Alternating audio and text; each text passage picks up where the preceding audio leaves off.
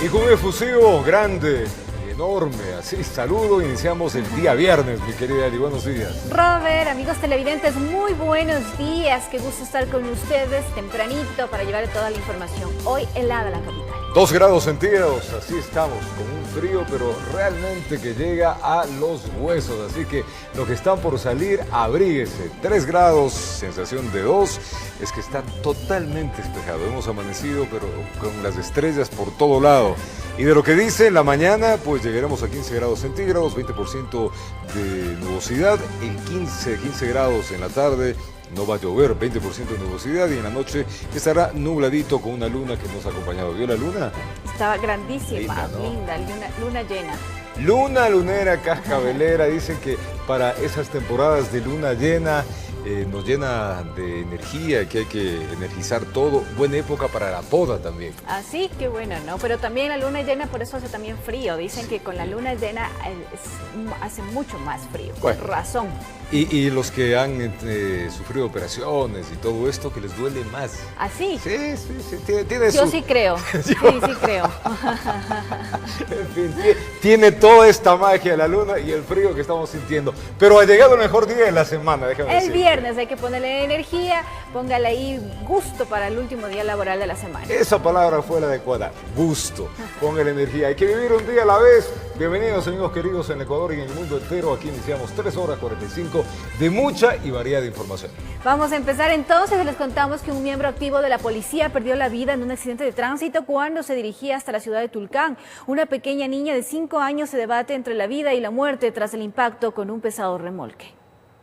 Eran cerca de las 14 horas con 30 minutos cuando el estruendo fue estrepitoso. Se trataba de un choque entre un vehículo particular y un remolque. Parecía leve, sin embargo, la desesperación de quienes llegaron hasta el sector de la Y del aeropuerto era tal. Había alguien atrapado entre la puerta y la carrocería. Era Franklin Soto Tapia, sargento activo de la policía. Laboraba en la central del EQ 911 y se dirigía a la ciudad con su familia. Lamentablemente, por más intentos que hicieron por ayudarlo, perdió la vida. Junto a él, una pequeña de 5 años, quien bajo condiciones críticas ingresó hasta la casa de salud. Y lamentablemente ahora ha habido una vida que se perdió, pues entonces eso puede suceder y a cuántos nos puede suceder. Entonces sí es bueno que las autoridades tomen alguna medida al respecto. El uniformado era oriundo de esta ciudad. El comandante de la subzona de policía lamentó el hecho y comprometió el acompañamiento a los familiares durante las exequias fúnebres, mientras se realizan las investigaciones de la causa basal del accidente por parte de los peritos del CIAT. Los 2 conductores fueron detenidos y puestos a órdenes de la autoridad competente. Para pronunciarse necesita de los peritajes, de los peritos, para que determinen las posibles causas del accidente. En el sector no sería la primera víctima que se presenta al ser una vía de primer orden. Los conductores imparten altas velocidades. Además, está cerca el aforo de transporte pesado, lo que lo hace mucho más peligroso. Por ello, se solicita a las autoridades la construcción de un redondel que le permita al conductor tomar la vía deseada sin problemas, pues esta sola salida comunica a la Panamericana Norte, el ingreso a la ciudad de Tulcán y a 2 ciudadelas pobladas. La velocidad que se va uno no se alcanza ni a ver. Mira las consecuencias ahí. No tiene la salida perfecta, no tiene la estación. Uno, ¿qué pasa? Como chofer, se coge la vía de allá, no se sube aquí, ahí es el atractor. Debe construirse un redondel automáticamente. Sí tienen que tomar alguna acción, porque, como le vuelvo a repetir, es un sitio de alta siniestralidad. Con imágenes de José Cedeño desde Tulcán, informa Miriam Enríquez. Y de cualquier manera, vaya despacio. El problema también es que manejamos sumamente rápido, pues imprimimos muchísima velocidad, no solamente en las vías, con lo que acabamos de ver de este accidente, sino acá en la ciudad de Quito, en muchas de nuestras vías, se excede los límites y luego las consecuencias son lamentables. En el sur de Quito fueron detenidos varios sujetos que circulaban con un arma de fuego. Así también, en el norte del distrito metropolitano, sospechosos de robar a 2 mujeres fueron capturados. Uno de ellos guardaba el celular sustraído. Veamos. Los sospechosos utilizaban un vehículo amarillo tipo taxi como fachada. Al parecer el auto les servía para perfilar víctimas y no levantar sospechas. En menos de 5 minutos, 2 mujeres fueron sorprendidas por los delincuentes. Bajo amenazas y con la violencia característica que manejan, les despojaron de los celulares. 2 señoritas se acercaron a mencionarnos que han sido víctimas de este robo, siendo así golpeadas y amedrentadas con un arma de fuego. Todo sucedió en el sector de Colinas del Norte. Las afectadas esperaban el bus. Para mala suerte de los sospechosos y fortuna de las chicas, apareció un patrullero. Los uniformados, alertados, emprendieron un operativo. Una de las mujeres logró copiar la placa del vehículo. Uno de los aprehendidos tiene antecedentes por robo en el año 2019 y asimismo el otro aprehendido tiene nacionalidad extranjera venezolana. Al operativo no lograron evadir el chofer y uno de los pasajeros. A la acompañante le encontraron el celular robado. Pudieron manifestar es que eran de sus esposas. Las víctimas pudieron visualizar y reconocieron sus celulares. Mientras en el sector del Alpahuasi, al sur de la ciudad, llamó la atención de los uniformados la circulación de un auto sin placas. El chofer intentó evadir la orden policial. Al respectivo chequeo apareció un arma de fuego con su respectiva munición. Teníamos nosotros ya reseña histórica que habían perpetrado otros delitos dentro del distrito Eloy Alfaro. Los 4 ocupantes, entre ellos una mujer, serían los presuntos responsables de una serie de robos y asaltos a personas y negocios en sectores como Chiriyacu, El Camal y Ferroviaria. Los 4 ciudadanos tienen antecedentes por robo. Todos fueron puestos a órdenes de la autoridad judicial, unos como que empezando en el ámbito delictivo, otros con algo de experiencia, pero hay de los que han hecho de la ilegalidad su modus vivendi. En Quito informó Iván Casamen. Y la Policía Nacional recuperó una motocicleta que había sido robada en la vía perimetral en el sur de Guayaquil. La acción fue captada por cámaras de seguridad. La víctima circulaba sobre su motocicleta con dirección hacia el norte de la ciudad. Eran aproximadamente las 18 horas cuando se acercaron 2 personas en otra moto. Uno de ellos lo empujó logrando que pierda el equilibrio. Esta misma persona se acercó a la víctima con un arma de fuego en sus manos. Bajo amenazas se apoderó del liviano automotor y se lo llevó ante la impotencia de su propietario.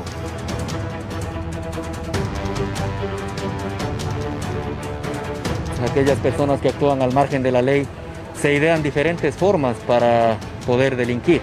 En la escena se observa la presencia de este vehículo blanco.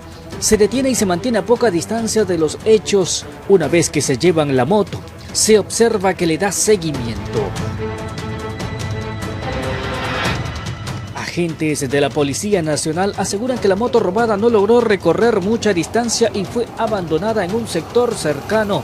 Al parecer, el conductor de este auto siguió al implicado, logrando convertirlo en víctima de sus propios nervios. Por este motivo abandonó la motocicleta, pero logró escapar del sector. A 100 metros del lugar en donde ocurrió este evento, fue dejada abandonada esta motocicleta. Informó José Morales. Vamos a la ciudad de Huaquillas. De allá fueron detenidos 3 personas por el delito de tenencia y porte de armas de fuego. Aparentemente los sospechosos se dedicaban a la comercialización y alquiler de armamento y también a organizaciones delictivas. Le contamos. A los agentes de inteligencia de la UNIAD les llegó información que una vivienda en el sector conocido como la Vía a la Aguda era utilizada para esconder armas de fuego. Con la orden de allanamiento y el apoyo táctico del Grupo de Operaciones Especiales llegaron hasta la zona. Un inmueble estaba en la mira de los agentes policiales. El factor sorpresa jugó a favor de los uniformados. Al interior encontraron lo que buscaban. Se realizó la aprehensión de 3 ciudadanos, 2 de nacionalidad ecuatoriana y una de nacionalidad peruana. Los mismos que se le encontró en su poder varias armas de fuego, municiones, teniendo en sí como indicios 6 armas de fuego. Buscan reducir la concurrencia de delitos mediante el uso de armas de fuego, más cuando sabían que las 6 armas encontradas aparentemente eran alquiladas a organizaciones delictivas que operaban no solo en la ciudad de Huaquillas, sino en toda la provincia del Oro. Esta organización se les articuló mediante trabajos realizados por varios meses de investigación, donde de estos individuos se encontraban comercializando armas de fuego y prestando para realizar diferentes actividades ilícitas con delitos contra la propiedad y delitos contra la humanidad en diferentes partes de la urbe. Entre lo incautado, 4 carabinas, un arma larga de fabricación artesanal, una pistola, 363 municiones calibre 9 milímetros, 10 cartuchos y 52 municiones calibre 22, informó Iván Casamen. Y las hijas de una ciudadana que murió tras ser internada en el hospital Guasmo Sur en julio pasado denuncian que su fallecimiento ocurrió tras sufrir un shock séptico y una neumonía no especificada, pero según los informes entregados por la Casa de Salud, la mujer se habría infectado con una bacteria. Mi mamá estaba totalmente irreconocible, como le digo, estaba demasiado hinchada, ella estaba demasiado rígida supuestamente para las pocas horas que tenía fallecida. 60 días no aplacan el peso del dolor que deja la espina de la muerte. Amarili Suárez tenía 54 años y a inicios de julio, un intenso malestar corporal alertó a sus hijos en casa. También tuvo fiebres leves. Yo la llevé a unos médicos particulares y el diagnóstico fue un daño pulmonar en un 30%. La trasladaron al hospital del Guasmo Sur, donde en principio dijeron que habían logrado estabilizarla, pues al margen del ahogo, sus demás órganos en óptimas condiciones. Sin embargo, bueno, efectivamente se encontraba intubada. Me decían que hay pacientes que con ese cuadro logran salir. Luego me dijeron de que mi mamá no reaccionaba a ningún tipo de tratamiento, de que en las pruebas de sangre el COVID salía negativo. Pero el 27 de julio las llamaron para confirmar su deceso. Según el informe médico de la fallecida, sufrió un shock séptico y una neumonía no especificada. Por la bacteria que adquirió en el hospital. Como le indiqué, es multiresistente a todos los antibióticos. No hubo un médico que me diera información de qué le pasó a mi mamá, de cómo falleció, que le dio un infarto.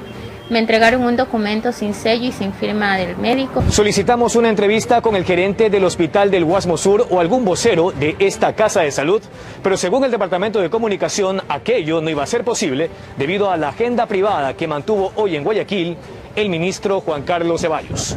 Nosotros queremos que las autoridades hagan conciencia de lo que realmente está pasando en los hospitales de Guayaquil.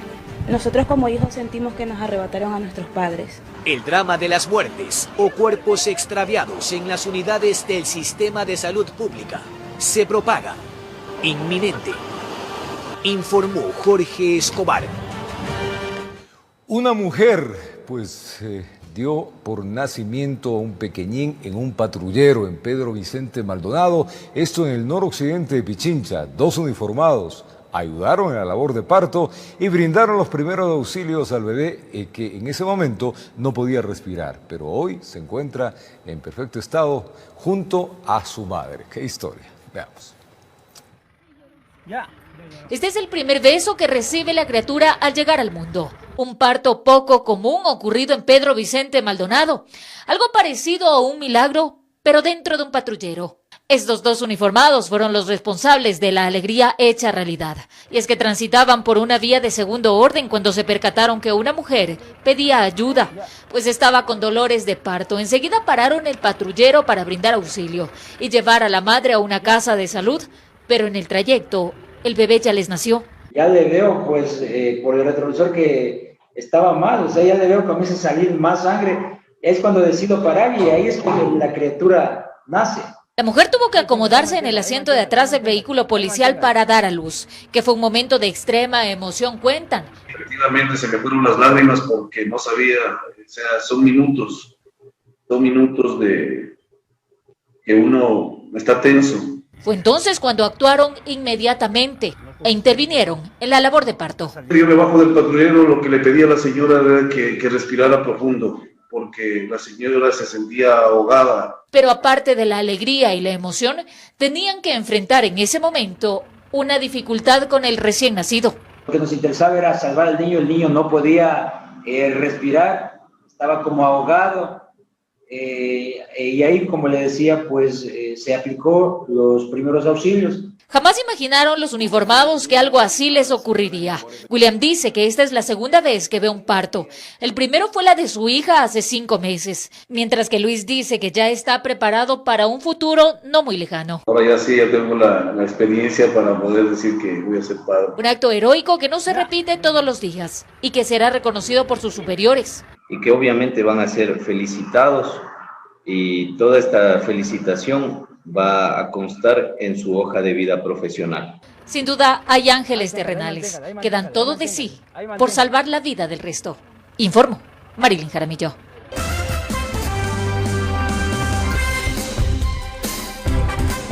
Ya son las 6, Dali. 6 y puntito de la mañana. Buenos días con todos quienes se unen en este momento a nuestra señal, que están ya levantándose Sí, claro. para cumplir con sus actividades ya. El foro principal de este noticiero acá en Televisión Centro tendrá ¿cuántos metros de Beto? Esto es bien grande, ¿no? Amplio, muy amplio. 2 grados centígrados. Con frío. Estamos helados, congelados. El frío en la ciudad está brutal en este día. Hoy estamos 2 de octubre, así que bienvenidos el viernes, el mejor día. ¿Festejó el Día del Pasillo usted? Oigan, no. ¿No festejó? Me olvidé. Yo me lancé un Pero no escuchó especial. lo que decían ahí el Día del Pasillo, que ha sido el primero como musical, ¿eh? Como si, claro. ¡Qué alegre! Nos alegramos. ¡Qué alegre! Bueno, sí, pues por de tanto.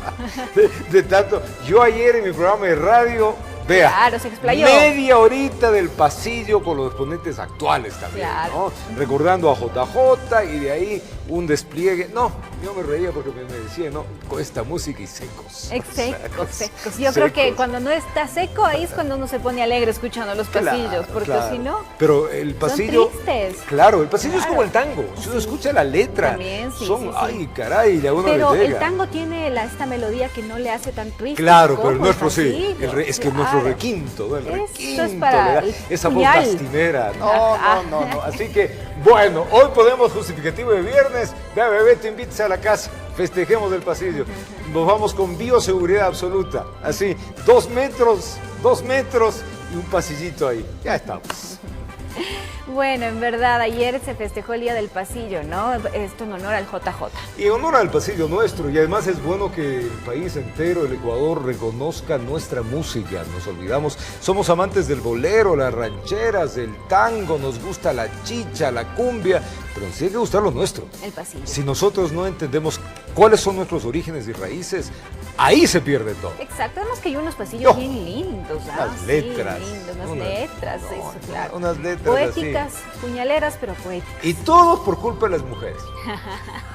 Claro, las Claro, musas que las inspiraban, musas que que rompían inspiran. corazones. Exactamente. Bueno, con estos recordatorios del pasillo, con todas estas buenas energías, empezamos con la Empecemos, información. ¿le parece? De Muy una bien. vez. Les contamos que el gobierno nacional anunció la creación de 2 nuevos bonos para los sectores más afectados por la pandemia. Se trata del bono nutricional que equivale a $240 por familia. Asimismo, las autoridades afirmaron que habrá un valor adicional para el bono de desarrollo humano. Con el fin de apoyar a las personas más vulnerables que resultaron afectadas por la devastadora pandemia, el Gobierno Nacional anunció la ampliación de red de protección social mediante la creación de 2 nuevos bonos. Para que 7.992 familias puedan cobrar el bono de apoyo nutricional. No podríamos hacerlo sin el apoyo solidario del Programa Mundial de Alimentos del BID y del Banco Mundial. En 3 años hemos invertido casi $2.000 millones en diferentes bonos y pensiones que han beneficiado a más de 1,5 millones de familias. Para la iniciativa hay una inversión de $2 millones y esta compensación será entregada por una sola ocasión a las familias beneficiarias quienes ya están identificadas en 72 cantones. Así también las autoridades anunciaron que a partir de noviembre habrá un valor adicional para las personas quienes cobran el bono de desarrollo humano. Todos los bonos que reciben cerca de 1,5 millones de personas que reciben estas asignaciones presupuestarias recibirán un pago adicional en las acreditaciones que ya se realizan para las personas que cobran a nivel bancario sus bonos o en ventanilla va a ser inmediatamente acreditado este valor. En este marco también se anunció la creación de otro bono especial. Se trata de una ayuda económica para los habitantes de las Islas Galápagos golpeados por la pandemia y la reducción del turismo. Hemos trabajado para atender en una primera etapa a 2.315 familias que son las más vulnerables que en este momento se encuentran en la isla afectadas por el COVID. Informó Ismenia Solórzano. Y el Instituto Ecuatoriano de Seguridad Social recibirá un desembolso de aproximadamente $1.400 millones por parte del Estado para saldar su deuda correspondiente al 40% del fondo de pensiones adeudado desde octubre del año 2019. De este dinero, 400 millones se entregarán en efectivo y 1.000 en bonos. El Instituto Ecuatoriano de Seguridad Social, IES, recibirá el pago de una parte de los 1.700 millones de dólares que le adeuda el Estado desde octubre del año pasado, correspondiente al 40% del fondo de pensiones. De esos 1.400 millones de dólares, una parte va a ser en efectivo. En una primera instancia van a ser 400 millones. Parece que en la negociación vamos a lograr de que sea más de 400 millones en efectivo. La contraparte va a ser en bonos. Este dinero será pagado con una parte de los 6.500 millones del préstamo recientemente aprobado por parte del Fondo Monetario Internacional. El directorio de la institución realizará un estudio actuarial para determinar si es pertinente aceptar una parte del pago de la deuda en bonos transables. En bonos de 5, 10 y 15 años con una tasa de interés de pago de interés interesante. Marco Proaño Maya, experto en seguridad social, señala que el pago en bonos no es aceptable para el IES, pues la Ley de Seguridad Social, suscrita en 2001, estipula la entrega del dinero en efectivo. La ley dice que tiene que darle en efectivo, porque señala que tiene que constar en el presupuesto del Estado. Proaño enfatiza en que el IES necesita liquidez. Cuando el Estado cumpla con su obligación de pagarle el 40% al fondo de pensiones, tiene que ser en efectivo. La aceptación de los 1.000 millones de dólares en bonos es un tema que aún se debate entre el Ministerio de Finanzas y el IES. Sin embargo, se espera que el desembolso del dinero en efectivo se realice en los próximos días. Informó Paola Castillo. Y cientos de personas marcharon desde el Parque El Arbolito hasta el centro de Quito. Ellos alzaron su voz de protesta frente al desempleo y la situación económica por la que atraviesan. No se registraron mayores incidentes, pues la policía dispersó a los manifestantes. Protesta que inició en el Parque del Arbolito al norte de Quito. Avanzó por la avenida Tarqui, 10 de agosto, Guayaquil, hasta la calle Chile. Y es que con pancartas y cánticos alzaron su voz de protesta ante lo que atraviesan. No hay trabajo, ¿qué podemos hacer? Tenemos que dar de comer a nuestros hijos. 11 años de trabajo. La empresa nos quiere dar 2 neveras por la liquidación de 11 años, acogiéndose a la mal llamada ley que lo favorece a ellos nada más, al artículo 169. Pero no únicamente fueron los desempleados, sino también los comerciantes informales que exigen a las autoridades de turno soluciones a la falta de empleo. Tenemos que pagar nosotros arriendo, luz, agua, comida, no tenemos casa. Somos personas comerciantes informales que no tenemos un sitio de trabajo. Hay quienes dicen los despidieron durante la pandemia y sin argumentos. El 7 de abril, pretexto de la pandemia, y no nos pagan nada, no nos dan ni siquiera una respuesta. Hemos presentado nuestras demandas legales, pero la empresa no responde. Todos ellos intentaron llegar al Palacio de Carondelet. Sin embargo, un fuerte contingente policial se los impidió. Cerraron varias calles y avenidas. Aquí no se registraron mayores inconvenientes, pues fueron dispersos por la policía. Informo, Marilyn Jaramillo. Vamos donde está Sofía Intimilla, en la avenida Teniente Hugo Ortiz, en el sur de Quito. Hay reporte de tráfico a esta hora. Sofía, buenos días. Quito amanece con 2 grados centígrados. Hace mucho frío en la ciudad. Clima despejado, me imagino. Adelante. Así es, Roberto, amigos, que tengan un lindo viernes, un cielo totalmente despejado, por eso hay una gran cantidad de viento muy fuerte y frío, así que salgan con las precauciones, pero el mediodía definitivamente el sol será canicular, así que también es importante protegerse la piel y por supuesto no olvidarse de la mascarilla de manera adecuada, puesto que aquí en el redondel del Calzado, en la avenida Teniente Hugo Ortiz y también en la intersección con la avenida Cardenal de la Torre, hay personas que transitan por aquí sin mascarilla y también con la mascarilla en la barbilla, por ejemplo en la garganta. Hay que tomar en cuenta que la responsabilidad ahora es nuestra y no debemos propagar el virus para que poco a poco esta reactivación que tanto esfuerzo está costando a la ciudad no termine en nuevamente un confinamiento. Ustedes ven la poca carga vehicular que hay a esta hora en estas intersecciones tan importantes del distrito metropolitano. Cada vez hay más motocicletas que se suman a las vías y también triciclos y bicicletas, así que por favor a la comunidad, en especial a los conductores, no excedan los límites de velocidad, vayan despacio, respeten las señales de tránsito para evitar también accidentes. En cuanto al clima, como lo decíamos, ¿no? Un cielo totalmente despejado, precioso el día de hoy en la capital. Recuerden que el alcalde también ha decidido que ya no va a haber esta alternancia en los meses con relación a la circulación vehicular, así que es importante que recuerden que hoy permanecerá activa esta disposición que establece que los vehículos impares pueden circular el día de hoy, mañana los pares y el domingo todo vehículo puede circular en el Distrito Metropolitano. Esta es la información hasta el momento, ustedes continúan con más. Gracias, Sofía Intimini. En la parte de atrás podemos ver a las montañas del Distrito Metropolitano de Quito en la parte sur con sol. El sol está llegando ahí y claro, miren ustedes, eso nos da la esperanza de que en pocas horas calentará un poco más. Gracias a Sofía. Es tiempo de una pausa. Nosotros ya venimos con más. Al retornar les contamos que los movimientos Suma y Ecuatorianos Unidos registraron precandidaturas en el CNE. Ya regresamos con esta información.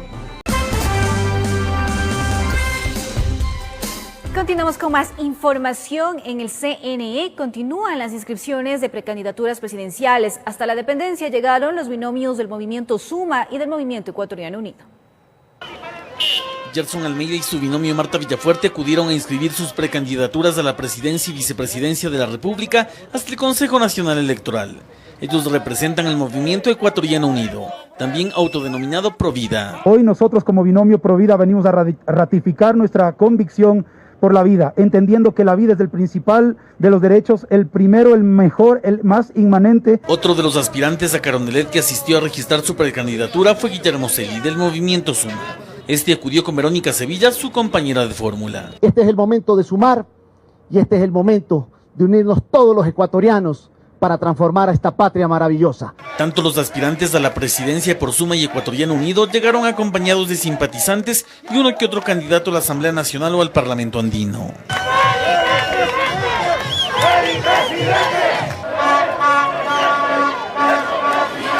En torno a este procedimiento de inscripción de precandidaturas, el plazo para el efecto culmina el próximo 7 de octubre.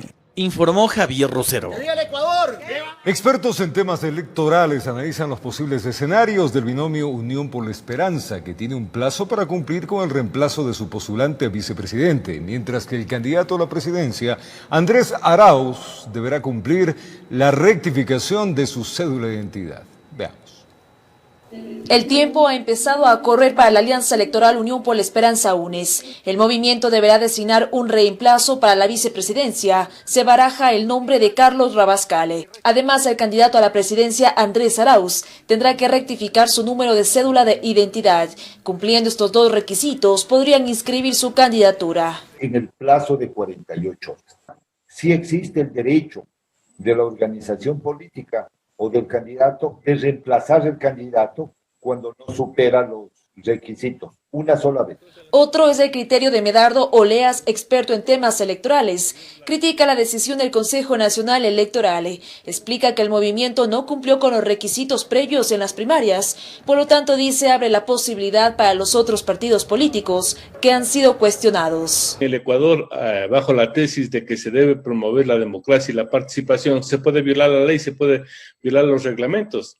Nunca he visto un proceso tan conflictivo como el actual. Pero ¿cuáles son los posibles escenarios si el binomio es o no calificado? Procesos de impugnaciones y apelaciones, aseguran los dos entrevistados. De todos los demás partidos, el momento que se califique esa candidatura, nuevamente lo van a impugnar y si resuelve el Consejo Nacional Electoral calificar esa candidatura, van a apelar. Y en el caso de negativa de la inscripción, pueden plantear el mismo recurso ante el Tribunal Contencioso Electoral y será ese organismo el que decida en última y definitiva instancia. Además, el Consejo Nacional Electoral también dio 48 horas para que el movimiento Unión Ecuatoriana y Unidad Popular rectifiquen los requisitos. En otra resolución, el CNE calificó el binomio de Lazo Borrero tras presentadas varias impugnaciones. Informó Priscila Cadena.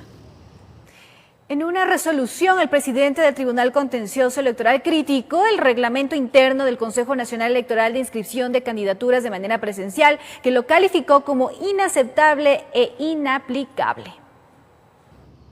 Uno de los trámites que causó polémica en el proceso previo a elecciones quedó en tela de duda. El juez del Tribunal Contencioso Electoral, Arturo Cabrera, determinó que la aceptación personalísima de la postulación a una dignidad de elección popular ante los delegados del Consejo Nacional Electoral establecido en el Reglamento de Democracia Interna impone un gravamen innecesario, inaceptable e improcedente para el ejercicio de los derechos de participación de aquellos ciudadanos que se verían obligados a trasladarse y comparecer de manera personal y física. Además, considera que es una norma regresiva, discriminatoria y vulneradora de derechos, por lo que es inaplicable. Esto consta en una sentencia con fecha 30 de septiembre que corresponde a un recurso solicitado por el movimiento Sí Podemos de Manabí. La aceptación de las candidaturas de manera personal generó debate, sobre todo en el caso del expresidente Rafael Correa. La sentencia podrá ser apelada y pasará a conocerla el Pleno del Tribunal Contencioso Electoral. Informó Priscila Cadena. Los candidatos a la Asamblea por Guayas del Partido Izquierda Democrática llegaron hasta el Consejo Nacional Electoral de la provincia. El precandidato presidencial Javier Herbas estuvo ahí presente. Veamos. Se trató de la inscripción de los candidatos a la Asamblea por parte del Partido Izquierda Democrática. Hasta el sitio llegó también su candidato a la presidencia de la República, Javier Herbas. Dice que se encontraba cumpliendo actividades en Guayaquil, apoyar a los postulantes del Poder Legislativo. También estaba en agenda. En esta inscripción, esas siguientes elecciones que tenemos en febrero es una oportunidad de oro que tenemos todos los ecuatorianos para redireccionar positivamente nuestro país y recuperar la confianza, el respeto que debe haber ante una función del Estado fundamental, como es la función legislativa. Fiscalizar, eso es lo que proponen aquellos que por la IDE quieren llegar hasta la Asamblea. Tienen planes a futuro, pero primero, ganar la elección. A legislar y a fiscalizar. Tenemos que realmente hacerlo de una forma que llegue y que el pueblo vea resultados. Porque lo que pasa es que en estas fiscalizaciones que han hecho no se ven resultados todavía. El director del Consejo Nacional Electoral, Delegación Guayas, estuvo presente para la recepción de la documentación respectiva, que todo se debe llevar a cabo respetando las normas de bioseguridad, que es una fiesta democrática, pero tiene que existir también distanciamiento. Nosotros como Consejo Electoral nos resta solamente garantizar el trabajo eficiente, serio, abierto a la comunidad. Informó Julio César Saona. Un cruce de palabras entre legisladores de Creo y del correísmo se registró en el segundo debate del proyecto de reformas a la Ley Orgánica de la Función Legislativa. El motivo fue la crítica sobre la gestión de la Asamblea durante el gobierno de Rafael Correa. Durante la continuación en segundo debate sobre las reformas a la Ley Orgánica de la Función Legislativa se habló de un cambio en la presentación de mociones, sobre la reestructuración del organismo parlamentario, pero lo más álgido estuvo en el cruce verbal entre unos y otros parlamentarios. Realmente es una pena que este importante debate haya estado manchado con acusaciones, insultos. Todo ello nació a partir de la intervención del legislador Luis Pachala, de la bancada de Creo. Pero créanme, colegas legisladores, que este escenario de pugnas ideológicas, confrontaciones e intensos debates es preferible a un estado de sumisión en la que la Asamblea, como en aquel entonces del periodo anterior, fue patio trasero del Ejecutivo. Dichas palabras no gustaron a los legisladores de la bancada de la Revolución Ciudadana. Soy legisladora del periodo pasado. Por lo tanto, rechazo la categoría de infamias, verdades a medias, este discurso odiador, ya muy del cual estamos acostumbrados del asambleísta Pachala. Esto no se quedó nada más ahí y subió de tono. Así que decir que hay algún tipo de desacreditación por el periodo pasado debería lavarse la boca asambleísta Pachala antes de hablar del proceso del cual es más parte de las autoridades de la Asamblea Nacional. De esa manera se desvió con puntos de información lo clave de la sesión 656, que era tratar las reformas a la Ley Orgánica de la Función Legislativa. Cuando les toca respetar a un asambleísta, le dicen de todo y le piden hasta que se lave la boca. Por favor, señor presidente, un poco de respeto. No sean tan farsantes, ustedes sí, farsantes. La sesión 656 fue suspendida y lo importante radica en que de los 59 asambleístas que participaron de la misma durante todo el segundo debate, se deberá realizar un documento final para dar paso a la votación del texto en el Pleno Legislativo. Informó Javier Rosero. Asambleístas, médicos y trabajadores de la salud anuncian medidas ante el reglamento a la ley humanitaria emitido por el Ejecutivo, en el que se detalla especificaciones sobre quienes obtendrán el nombramiento en el sistema de salud. Veamos. Asambleístas y profesionales de la salud rechazan el reglamento a la ley humanitaria que fue emitido por el gobierno, pues aseguran que no responde al objetivo del artículo 25, que buscaba brindar estabilidad laboral a profesionales y trabajadores de la salud que ejercieron sus funciones durante la emergencia sanitaria causada por el coronavirus. El espíritu de la ley fue darles estabilidad, no dejar un reglamento para que discrecionalmente se diga a quién se le deja y a quién no se le deja. Pues el reglamento aplica especificaciones de a quienes se emitirá el nombramiento. Entre ellos se considera a quienes se hayan relacionado directamente con la atención médica a pacientes con COVID-19, medida que a decir de los gremios excluye a varios trabajadores. Los médicos, los odontólogos, el personal de servicio, como es el caso de los choferes, el personal administrativo, como es el caso de los estadísticos, los compañeros de trabajo social. Se estima más de 18.000 trabajadores que se verían afectados con este reglamento. Muchos de nuestros compañeros se acaban los contratos ocasionales en el mes de noviembre, otros en diciembre, y no se está garantizando la estabilidad laboral. Ante esta situación, asambleístas anuncian acciones inmediatas. Rechazamos este reglamento, estamos haciendo el análisis, vamos a pedir al Pleno de la Asamblea Nacional que convoque a las distintas autoridades para que informen el por qué se toma una medida tan contradictoria con la ley y que evidentemente y a clara luz puede tener acciones administrativas correspondientes en el orden judicial que hagan que en el contencioso administrativo pueda ser revertido esto y entregado el nombramiento a todas las personas que trabajaron durante la pandemia. Gremios de profesionales y trabajadores de la salud también tomarán medidas. Vamos a presentar una medida cautelar porque sentimos la vulneración de nuestros derechos. Informó Valeria Navarro. Y hasta finalizar octubre, más de 500 docentes de la Universidad Central serán desvinculados. Se trata de maestros que tenían contrato con dicha casa de estudios. Todo se debería al recorte presupuestario que ha recibido la universidad. ¡Un privilegio! En Quito también se escuchó la voz de protesta de los docentes despedidos de la Universidad Central. Ellos fueron notificados hace pocas horas. Se nos ha dicho que se nos recontratará en el mes de diciembre, pero en el contexto de disminución del presupuesto, eso va a ser bien complicado. Y eso es precisamente lo que les preocupa, la educación. La oferta académica está en riesgo. A ellos se les dio por finalizado el contrato temporal que tenían con la universidad. Bueno, los que terminaron el contrato son 419. 419 que fueron despedidos este 30 de septiembre, pero al finalizar octubre serán desvinculados más docentes. Porque hay 130 contratados más cuyo contrato termina en octubre. Son los profesores del área de las ciencias de la salud.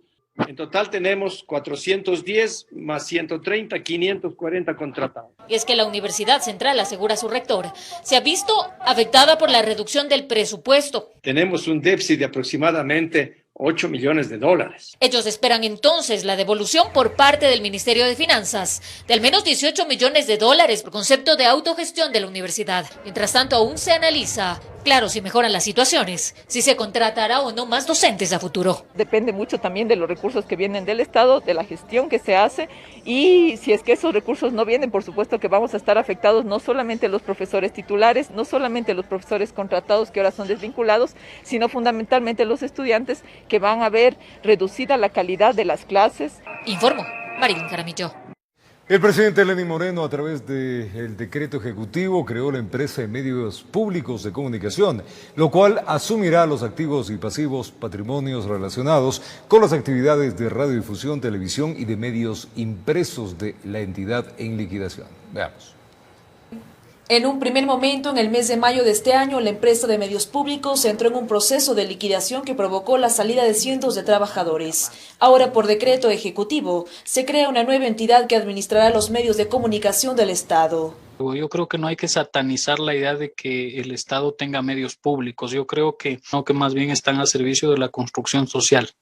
Marco López, coordinador del Observatorio de Comunicación de la Pontificia Universidad Católica del Ecuador, explica que se debe rescatar la esencia de los medios públicos para lo cual fueron creados, es decir, ser canales de difusión para la ciudadanía sin responder a posturas políticas. Esta nueva entidad debería tener una participación ciudadana abierta. Yo creo que es la única manera en la que los medios pueden transformarse realmente en eso, en ser un servicio público, y evitar que a cargo de esto tengan una tendencia política como muy marcada. En el documento consta que la nueva empresa asumirá los activos, pasivos y patrimonio relacionado con las actividades de servicios públicos, de radiodifusión, televisión pública, así como al diario El Telégrafo. Para el procurador de los trabajadores que fueron desvinculados, hay una luz al final del túnel. A partir de esta institucionalidad que se está creando, efectivamente ya van a haber personas encargadas y responsables de dar las respuestas necesarias, por ejemplo, en el tema de las liquidaciones, en el tema de las responsabilidades de orden patronal frente a los trabajadores.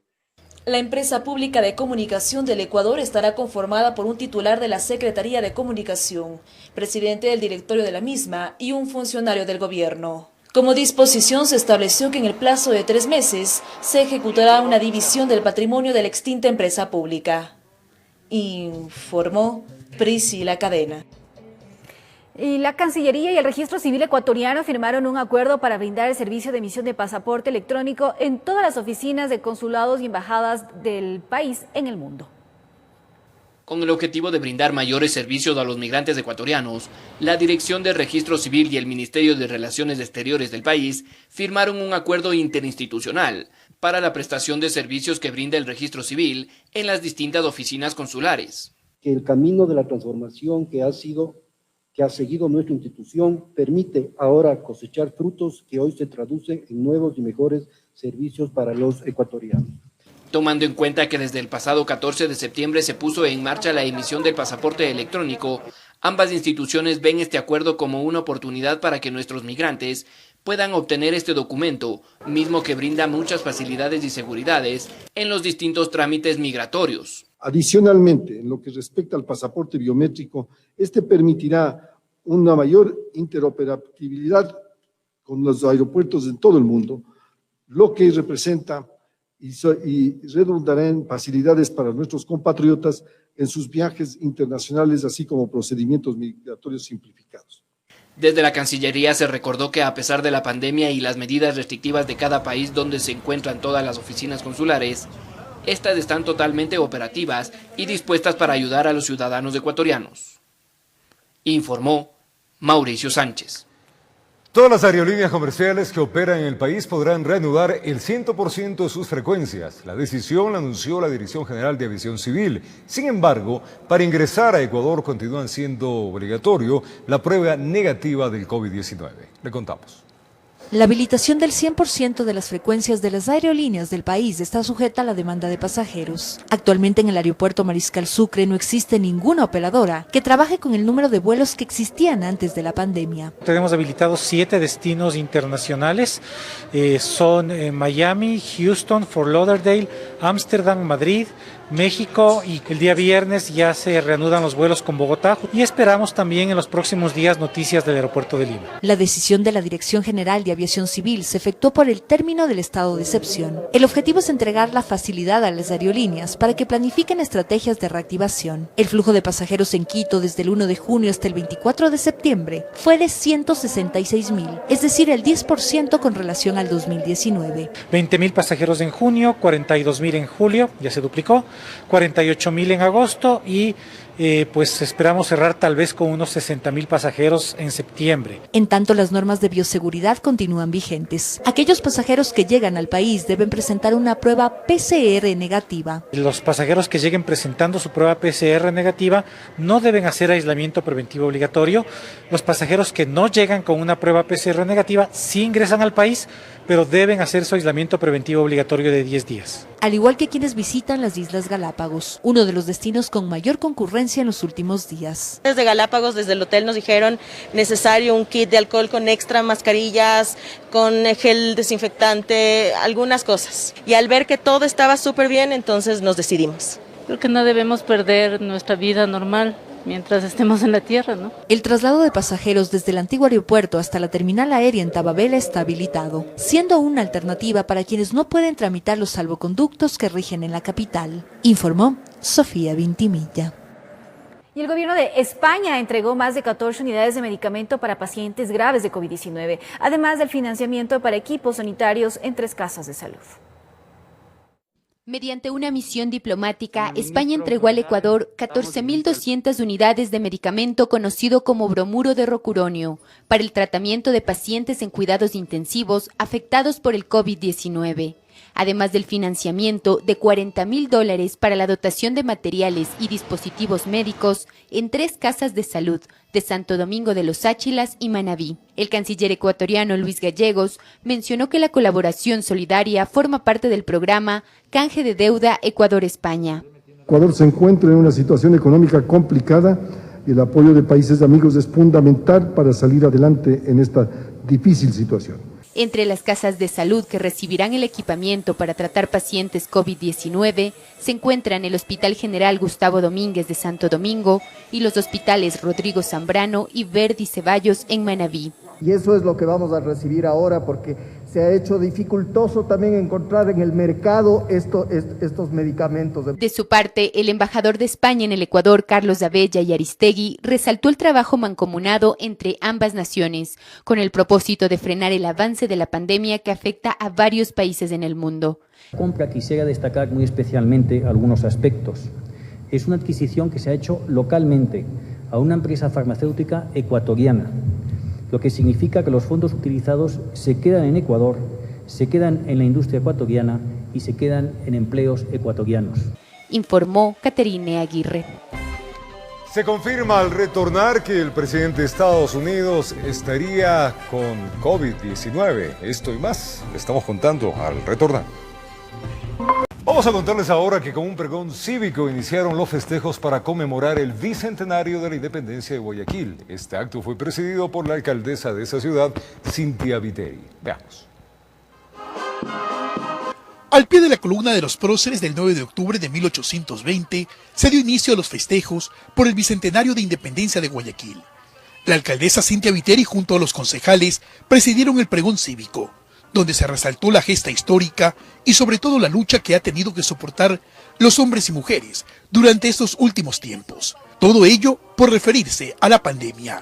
Y este plan nos enseñó no solo a sobrevivir, sino a ser más humanos y solidarios con esta ciudad y sobre todo a amarla muchísimo más de lo que habíamos aprendido a amarlas desde que nacimos. Se habló de obras que serán inauguradas en los próximos días y de los actos que se desarrollarán por los 200 años de independencia, los mismos que se efectuarán bajo las respectivas normas de bioseguridad, aprobadas por el COE cantonal.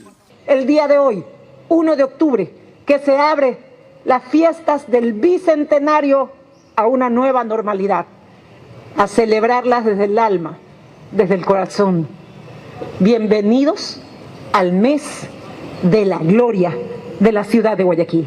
Cuando se levantó esta columna de los próceres a los 100 años, nos parecía que era un hecho registrado en la historia y que era algo, un acontecimiento tan importante, pero nunca es lo mismo cuando uno lo vive, cuando uno lo siente, y esa es la bendición y ese es el privilegio de vivir este bicentenario.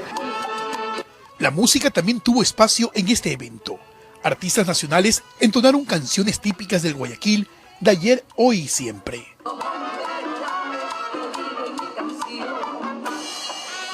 Así se iniciaron los festejos de la Perla del Pacífico, aunque de forma diferente a los años anteriores, pero eso sí, con el mismo civismo y amor por la ciudad que día a día progresa por el bien de todos, informó Carlos Julio Gurumendi. Y el proyecto de ordenanza con la propuesta de 35 centavos como nueva tarifa para el pasaje en el transporte público en Quito está listo. El documento será enviado para que se debata en el Pleno del Consejo Metropolitano. El informe del proyecto de ordenanza del Sistema Integrado de Transporte Público que contempla la propuesta de una nueva tarifa para el transporte público en Quito está listo para ser presentado ante el Consejo Metropolitano y buscar su aprobación.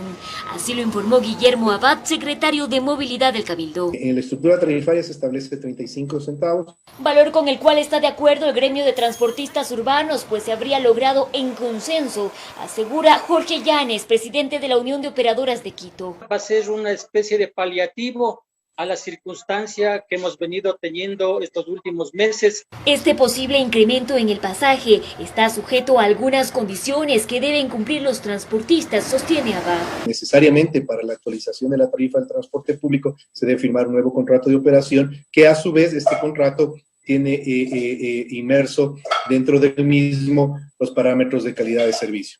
Nosotros estamos totalmente de acuerdo con la suscripción del nuevo contrato. Aspiramos a que se dé la garantía que vamos a tener de 10 años de operación. Este informe también contempla la reestructuración de las rutas y frecuencias que integran, además del sistema público y metropolitano, al Metro de Quito. Estas rutas y estas frecuencias son mucho más eficientes, son complementarias entre sí, evita que tengamos grandes desplazamientos de los buses y más bien hacemos rutas cortas. Una reorganización que, a decir de Llanes, mejoraría sustancialmente la situación de las operadoras que en la actualidad compiten entre sí por tener las mismas rutas. Pasaremos a ser alimentadoras del trolebús y del metro. Consecuentemente ya no habrá las rutas buenas ni las rutas malas. Para ello, su propuesta es que se les pague por kilómetro recorrido. Es decir, nosotros dejaríamos de estar inmersos en la demanda, sino sería una sola recaudación a través del sistema integral de recaudo, que se armaría un fideicomiso que recogería el dinero, el banco con el que se determine quién va a ser el recaudo, y el banco sería el que pague por kilómetro recorrido a los buses de las distintas operadoras. Esta propuesta debe llegar al seno del Consejo Metropolitano para su primer debate y aprobación. En Quito informó Adriana Rojas.